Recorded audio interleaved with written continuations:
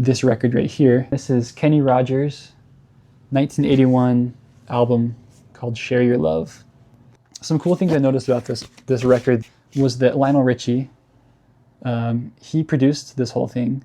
Another cool thing about this record is the list of background vocals was really interesting.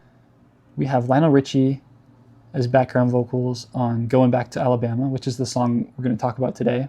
We also have Michael Jackson singing background vocals on that song as well.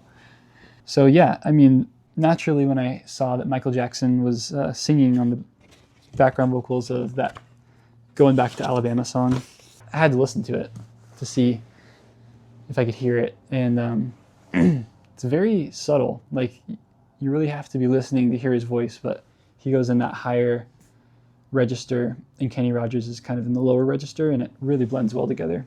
Lionel Richie wrote Goin Back to Alabama, right? So the things that we learn from this song are kind of songwriting tricks that we can attribute to Lionel Richie. So I'm going to give you 3 tricks that I was able to pull out of this song. The first trick was the rhythm of the verse contrasts really well with the rhythm of the chorus. Not the rhythm of the drums or the instruments really, but the rhythm of how you sing the actual lyrics. So in the verse, if you have long, drawn-out notes that you're singing, then in the chorus, you want to contrast that with short, punchy words that you're singing. That's something that I think is really, really important, is creating that contrast between sections. So I'm going to play a little bit of the song for you, and I want to see if you can see that contrast, right? So here's a little bit of the verse. I'm going back to Alabama. Now that I've learned a thing or two,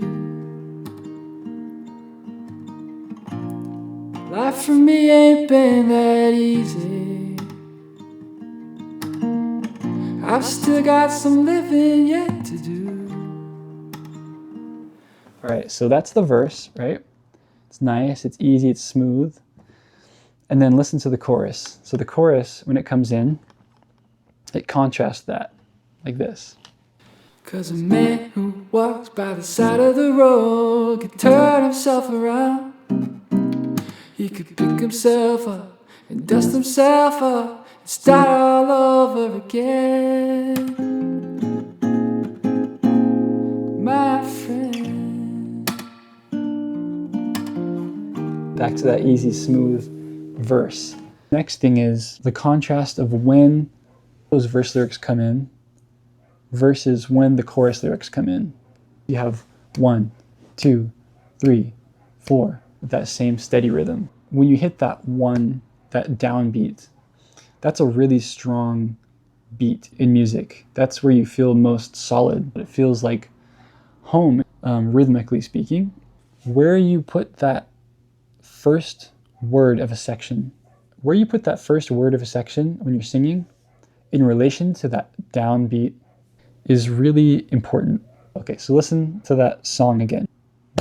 I'm going back to Alabama. So it comes in after the 1, right? 1, I'm going back to Alabama. It's like in between the 1 beat and the 2nd beat. Okay, and then let's do the same thing with the chorus. 4, 'cause a man who walks by the side of the road could turn himself around. 1, 2, 3, 4, 'cause a man. So that comes in between the 4 and the 1. So the 1 is where the actual section starts. The lyrics come in just a little bit before that. So on one hand, you have the verse coming in a little bit after the downbeat of its section.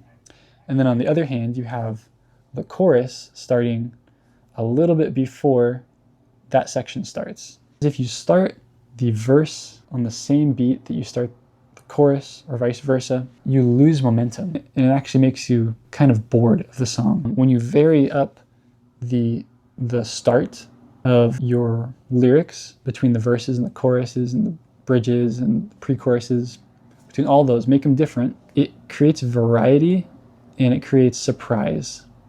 And that actually leads into the third trick that we can steal from Lionel Richie. the way that he uses the chords. I heard Lionel Richie in an interview recently. He said that he will sit there with one chord and he'll just riff over it, sing over it, and create melodies and ideas over that one chord as much as he possibly can. And only once he feels like there's absolutely nothing else that can go over that chord, then he'll move on to the next chord. That's kind of the general mindset that he has about chord changes in his songs. Knowing how to just sit on a chord and get the most out of it can actually really help create more tension for the listener. Lionel Richie actually does this really well in this song. What he actually does in this song is the last chord of the verse, he just keeps playing it, and it becomes the first chord of the chorus. I thought this was really weird when I first was listening to it, because you'd think that for a chorus, you want it to feel really powerful, that you would want to change to something new, something fresh. But actually him hanging on that chord that he chose, he creates a really interesting effect, I guess, for the listener. And for me, at least, it kind of disorientates me. You expect it to change, but then it doesn't. And all of a sudden, that chorus comes in. So he's basically going from between 1 and the 4 chord. He's going from E to A. And then the last line is I've got some living yet to do. So there he's on the A chord. And then he stays on there. And he goes, 'Cause a man who walks on the side of the road can turn himself around, pick himself up, dust himself up. I just think that's really cool. He stays on the chord. And so I wrote a little song. I don't really have lyrics for it or anything, just nonsense words, but I kind of have a melody and some chords. I'm going to show you how I used some of these tricks, and I want you to see if you can spot them. Contrasting the rhythm of the verse and the chorus, having the chorus come in earlier than the verse, and then the last chord of the verse becoming the first chord of the chorus. So I'm going to show you a little bit of kind of what I wrote, and then I want you to try this yourself. Try this at home. I don't want to lose your love,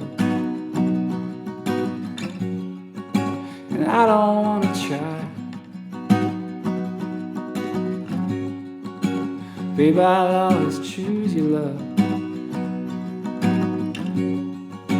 choosing you tonight. I got this letter she sent me on the weekend, and I can tell you that I love you all the time. You got your love, I got letters and I love